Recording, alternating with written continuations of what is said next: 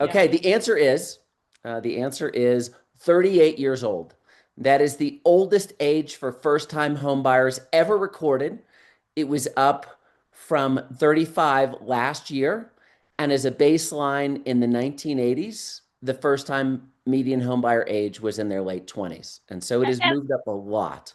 and I just want to interject here. When you think about like where you all are in your lives and where you are sort of in your late 20s versus your late 30s, those are two very different points of what you're experiencing and where you are. And so the needs of these first-time home buyers might be a little bit different. And we're going to kind of examine some of the reasons why we are pushing this age up. Yes. And I think we want to start with is right, what's at stake? So for first-time home buyers, there's been a lot of this in the news, a lot of activity. And the big question that they want to ask, and ultimately that you want to help them answer is, why does it matter if you buy a home, right? Why can't you just be a renter forever? Like, what's at stake? So one of the interesting data points is when Gallup poll surveys individuals across the United States, and they say, what is the best long-term investment? For the 12th consecutive year, the answer has been real estate, with over a third of people saying real estate's better than gold or stocks or savings accounts or bonds as the best investment that you can make in your future. Specifically, when you look at long-term real estate returns, right? These days, the average inner loop Houston house is about a $500,000. Mhm. And the average mortgage is again about 30 years, and the average appreciation rate has been about 4% over the long term. And so that $500,000 investment over the life of that mortgage turns into about $1.6 million. And if you roll back the clock and you look at great places like Westview or River Oaks, and you look at the land value, is right. You used to be able to buy houses in the three, four, $500,000 range, and now the land is a million, million and a half. And so you see that. Right. But Mhm. but this actually doesn't tell the story of why real estate is a great investment, right? $500,000 to $1.6 million is good, but it's not the key. What's so interesting and what makes real estate such a great investment is that right now the average down payment for first-time home buyers is 9%. Again, 9% down payment. And so for those of you math wizards, right, what is 9% of 500,000? The I don't know. answer to that, You're gonna math me, right? yeah, Paige is like, don't call on me for that. The answer on that is $45,000. And so the down payment on that house, the 30-year house, is $45,000. And then again, the benefit that you get is not only the $1.6 million, but you also get additional tax benefits throughout the life of that property. And that translates to about $1.8 million. So, right, your $45,000 turns into about $1.8 million over 30 years. And when you look at that, that's about 13% annual returns, which is an exceptional rate of return. That is better than the stock Absolutely. market rate of return. And That's ultimately, that phenomenal. that is a big thing of why it matters to be a homeowner for the long term, right? 1 year or two, but for the long term, it's been great. One of the things that's been in the news a lot this last week is the big, beautiful bill, or at least now the big, beautiful law. And so we've had a lot of people ask the question of right, what is it about that big, beautiful law that actually benefits home buyers? And so the National Association of Realtors, which Paige is on the board, Mhm. secured all of their top priorities in this legislative session or with this bill. And ultimately, one of the biggest ones is the permanent extension of the lower individual tax rates, right? Effectively, that is helping affordability for the middle class. Mhm. One of the things you'll hear a lot about this in the news, it's called SALT, stands for state and local tax deduction caps. And so for people that are living in more expensive houses, right, most of the things in the inner loop or memorial type areas, is this allows you to deduct more of the property taxes that you're paying in Texas against what you have to pay to the federal government. That is quite a big benefit for, again, higher property owners throughout the area. And that was, again, a big thing that NAR was pushing for, not only for Texas, but a lot for California and New York. Yeah. And then also the most widely used homeowner deduction is the mortgage interest rate deduction, right? All the details you can review with your accountant, but that became permanent. And so these are Which is really, great, right? Because there was discussion that that was not going to be a permanent fixture, and that is one of the main reasons why lots of people do choose to continue to be homeowners. and that's a big reason on how you get that 13% annual compound of how your $45,000 turns into $1.8 million is because not only does the property appreciate, but you get a lot back in terms of government and tax breaks. And Bob, can I just interject real quick before we get to that? Is that the reason why people should consider buying instead of just renting is that this is how you can build generational wealth, right? The difference between the average net worth of a renter versus a homeowner is around $400,000. That's not insignificant. And so what homeownership does, and all of you on this phone call know this, it is forced savings that gets people into the healthy habits of being able to prepare for their long-term future. And if we lose these first-time home buyers, we will lose a generation here that don't have the opportunity to create long-term wealth. And ultimately, that's bad for all of us, not just homeowners and real estate agents. It is. The one thing that's fascinating, though, and this is a huge but, most first-time home buyers do not care about the financial aspect as much as they care about the life aspect, right? Only 8% of first-time home buyers are buying to invest, or another 9% to stabilize costs. Most people, despite how great those returns are, right? $45,000 turned into $1.8 million over the life of a mortgage, right? Most people are looking to buy for a lifestyle reason, which is So you, absolutely enormous. so you mean all those slides, Bob, we just went through really don't Yeah, that's matter? exactly right. And again, this is what we want to help people do is balance their life between the life they want to lead and the money they want to make. The money they can make is enormous, but life reasons are often more important. Yep. Uh, and so the question is right, what has been so difficult for first-time homebuyers, right? Why is the median age moved up to 38, right? What's going on now that was not this same situation about 5 years ago? And when you look at the share of first-time homebuyers as a percent of the total market, right? You don't need to look at all the details in the slide, but one of the most fascinating things is about 15 years ago, first-time homebuyers made up about half of the total buyer pool. Now it's less than a quarter. Again, the lowest in recorded history, right? This is a Yeah. huge trend. And I want to show 2 points on this slide. If you look at year 22, the year before that, first-time home buyers made up 34% of the market. It drops to 26% in 22. That's because that's when interest rates jumped. Then it made its way back up in 23 when people sort of got comfortable with the interest rates. And then again, it dropped again in 24. That is because we're starting, and we're going to get into this, of what happens with student loans and the repayment requirements, the increase in insurance, and the increase in taxes. So who are today's first-time home buyers? And again, I think this is really helpful as you get inbound conversations and you can help people get a sense of, right, what does normal look like? What does normal look like for first-time home buyers? One of the most interesting things is the median income is now almost $100,000 for first-time home buyers, right? That's up $25,000 more than it was just a couple years ago, right? So most people who are in their early 20s are not making $100,000. That's also part of the reason that's been pushed out. 62% are married couples. 20% are single women. That is the fastest growing segment of first-time home buyers, right? Single I think women. I think Beyonce sang about that. All the Yes, single ladies. she I did. mean, And here's what's scary. This is what's bad for the male generation. Only 8% of single males are first-time home buyers. And that is a decreasing percent, right? Many males are choosing to rent, do not feel they have the financial stability or the wherewithal to have and manage a household. But women, right, are showing at that age that they are more mature than men and continuing that trend. What is interesting is that 25% of first-time homebuyers these days are getting a down payment gift or a loan from their parents, right? Skews also wealthy if the parents have the ability to do that. And again, it's a 9% average down payment. So again, you think about that $500,000 house in the inner loop, right? About $45,000 down. That's a lot of cash for people to have who would be in their, their 20s or early 30s. yep, That would be not tied up into something else. which is exactly why that number is skewing higher. And this is a big graph that you can see it. I know it's been all over the news as the student loan debt, as some of those interest repayments come back, is over $3.4 trillion in total other debt and over $1.6 trillion in student loan debt. And you see that bottom section has That been blue section. increasing. And so that Yeah. obviously has been cutting into people who are more recently out of college and keeping them from having the American dream.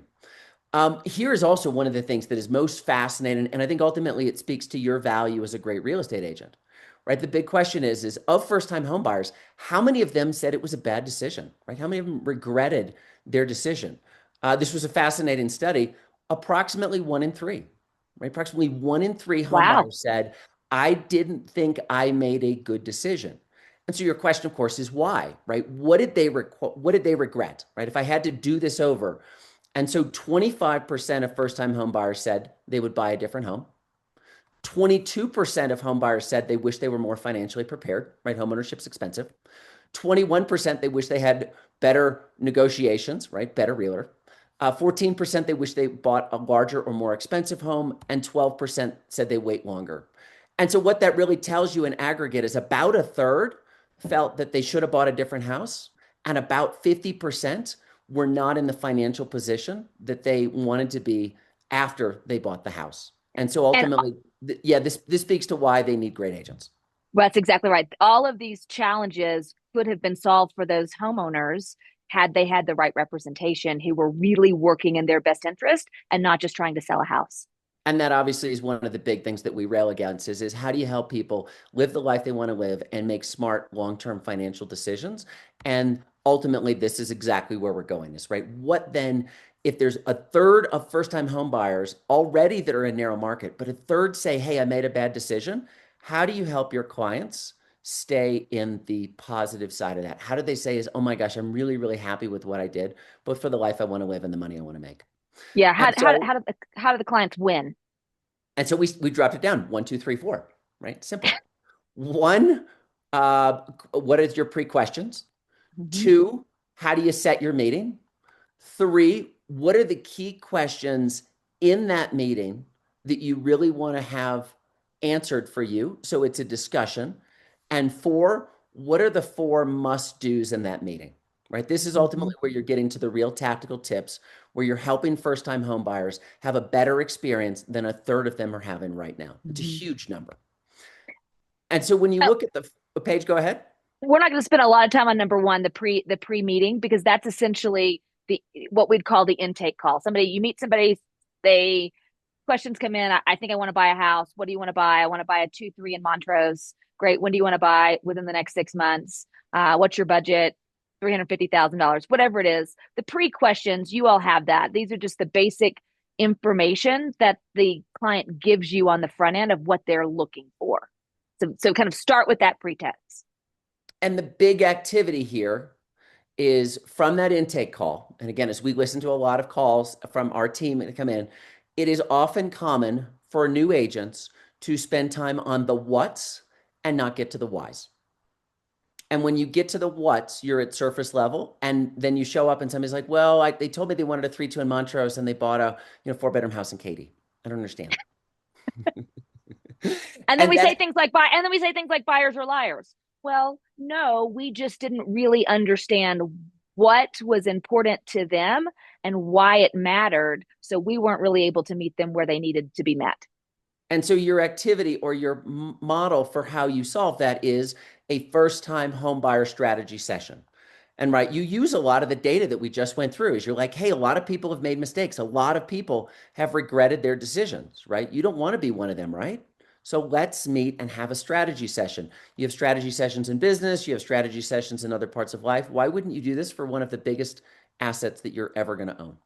And what I see that sometimes the biggest mistake that agents make is they meet somebody out, they are first time home buyers. They have a general conversation on the phone or maybe a general conversation at the open house and they say, "Great, let's get started." And then they go. But they never stop and have a meeting to get everybody's ducks in a row, to get a strategy, to understand the whys. And so therefore, that agent is constantly playing catch up and they're actually relying on that first time buyer to lead the process. Well, I don't know about you guys, but the first time I learned how to ride a bike, that was kind of a disaster. And so it would have been a lot more helpful if the person teaching me didn't just say, "Good luck to you. Hope it works out." So that's why this first time meeting is so critical to get it right. And when somebody says something like, "I don't really think I need to meet. I know what I want. Why can't we just see homes?" There's two particular strategic questions that you want to then ask them to push to have that meeting. And And Paige, that's, what yep. what is a good first question? So if Bob's like, "Hey, Paige, I think you're really nice. I really enjoyed meeting you at this open house, but And yes, I am a first time home buyer, but I'm 38 years old and I have 9% down and I'm super smart. So I don't think I just need you to open some doors and show me some houses because I know that I want a 3-2 in Montrose. Um, a question to ask for a first time home buyer. Well, great. So it sounds though you're a first time home buyer, right? Yes. Have you ever been through this process before? Well, no, but I think I know. Well, how would you feel if you were one of the 31% of first time buyers who actually regretted what they bought? I mean, 31% is a lot. How would you feel? And Well, yeah, and a you great and part of that is you're like, that's a stopper, right? That's a I didn't know that. Now, of yeah, course, this guy in your scenario page is going to say is no, I'm the smartest guy in the world. I work for an investment bank in downtown Houston. But you yeah, may have just stopped him in his tracks. What do you do then? and be like, well, that's exactly why we should meet. And then you said, let me buy you lunch downtown, your office, so that we can talk more about your plan to make sure that you are making the right decisions for you. Which is a great way to do it, is you're sharing a level of data. And in that data, you're saying is right, you nearly 1 out of 3 people feel they made a mistake. I'd be happy to share what they feel they made the mistakes on. Of course, it's right, not hiring you as their agent. But if you get into that, is right, how would you feel if you're part of that group? Paige, what's another really powerful question to ask? That's what I love is like, how certain are you that you have the right strategy or information to meet your goals and avoid mistakes in this particular market? Because this market is very different than the market you've been hearing about in the COVID years. Well, Very what do you different. mean strategy? What do you mean mistakes? Well, that's exactly why we should meet. I'd be happy to share more about that over a cup of coffee. You have 30 minutes on Monday. And Paige, when they say, I just want you to tell me the short version right now by text, what do you say? Um, I would love to do that, but it sounds like there's a reason why you want the short version. Right. I love it. You're digging for more information to figure out where and who they are, which is a perfect lead into what do you really want to drive, right? What are some key questions that you want to drive to better understand where these people are, knowing that again, first-time home buyers are at an all-time low of the market. So many people Right. who say they want to buy a first-time home actually can't or actually won't. Yep. And so if we say anything about this, it's sort of like let's make this presentation about how to save the first time home buyer, because we really need them in the market. It's critical to our ecosystem. And so let's fast forward and pretend that 38-year-old Bob, who had some hair then, and still thinks he knows everything, but has agreed to meet with me for a quick cup of coffee in between his busy schedule. Um, and so we've had a meeting before I start talking about, well, let me tell you about the 31%, or before let me tell you about the tips, and before I talk about, well, you did say you wanted a 3-2 in Montrose. The purpose of that initial meeting, because if you go back and understand the theory behind what first time homebuyers really want, they don't really want those numbers. They don't really care that it's going to be a $1.8 million investment in 30 years. They move for personal and life reasons. So the conversation before you do anything else needs to be let them dream. This is about their life. This is not about money for them or money for you. And so we typically start with questions like, okay, look, before we start, I just would really love to understand more about, your plans and your goals. What is it about how important it is that you buy a house now? Why didn't you buy last year? Why are you not buying next year? What's important about buying now, Bob? And then he'll give me a reason. Well, because my lease is up. Well, why don't you want to continue renting? Well, because I am tired of my neighborhood, or I've gotten engaged, or actually we have 7 children in a 1-bedroom apartment and it's really tight. So we're digging down to let them dream about what this looks like for them because this home is about a dream. Fantastic. And as you move on with that, right, what is another great question? What does buying your first home mean to you? Well, I mean, it means that, I'm actually going to grow up and not live in my mom's basement anymore. That's reasonable. Well, why is it important that you don't live in your mom's basement? Because I actually kind of need some more space and have a dog and really um, want a yard. Well, why is it that a yard's important for you? Because I've always dreamed about having my own plot of land that's important for my emotional well being. well, that's pretty deep. Sure is different than I just don't want to rent anymore, right? And then that also gets you to another great question. I love this one. And this is after some, because these first two questions should lead to a dialogue where you're not talking, you're listening and helping them along their journey. And then before you kind of close out this dream aspect, my favorite question is, okay, look, when we're sitting here, Bob, having coffee at this exact coffee shop on this date, 1 year from now, from only 30 minutes, because you're still going to be busy, right, Bob? What does your life look like? And then that's, well, at this point, I'm living in my dream house and it's da da da and it's da da da and da da da. So this is where you give them the space to talk about their life and you listen to them, because when they believe that you actually care more about them than the transaction, that is when a partnership is established. Which is fantastic because, right, they're not going to be honest with you unless they feel that you are a trusted advisor. Absolutely not. Yeah, absolutely not. So, Paige, as you look to validate these conversations, right, as you talked about a lot, you're understanding the why behind the want, Yep. right? How do you do that? So after you get through this dream session, right, a part of that meeting, then we shift gears and we say, okay, well, look, now that we know that what we kind of what we where we kind of want to go and what's important to you, and you'll reiterate, like it sounds like Bob, that it's really important to you that you're able to quit renting because you want to establish your life in the inner loop with some freedom and some flexibility so that you have room to take on a roommate, that because your brother's moving into town and you now have a dog. Is that right? Yes. Okay. Whatever. So great. Well, on the phone, we talked about a 3 bedroom, 2 bath house in Montrose. Um, is that still your plan? Yes. But then I would also ask, like, why do you want a 3-2 in Montrose? Because, right, this is where we get to the point of that buyer who said, I want a 3-2 in Montrose ends up in Katy. If we just say, got it, you said a 3-2 in Montrose. Okay, setting you up on a 3-2 search. That might be the start, but why do they really want that?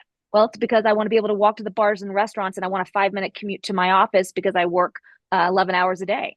That's a very different conversation than, I don't know, it's just kind of close to work and I haven't really looked around and my friend lives next door. Much Oh, better okay. way to give and get advice. That's right. Okay, Bob, you said your lease was up in 6 months. Is that right? Right. Okay, so then we're going to kind of back that down so that you can really understand the time frame. This time frame is a really key piece, guys, and I know we're kind of running short on time here, but I want to hit this hard. Most home buyers, especially first-time home buyers, underestimate the time that it takes to find a house, and so they don't start early enough.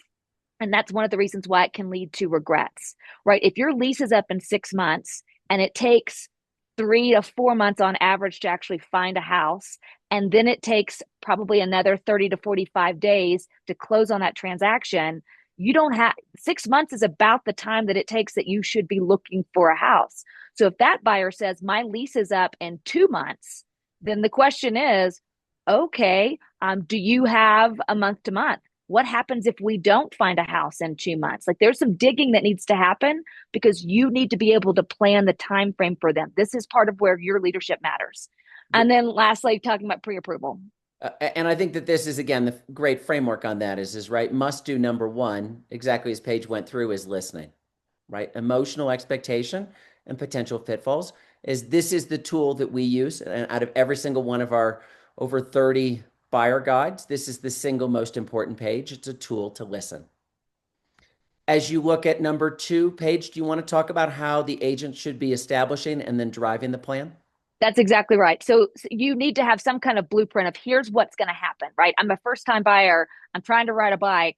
Are you telling me that I need to put my hands on the handlebars or do I start pedaling first or what do I do? And so you want to be able to walk them through the plan. Most of them will have some idea of how this goes because they've heard about it, but they've never done it. So you need to walk them through to validate the steps.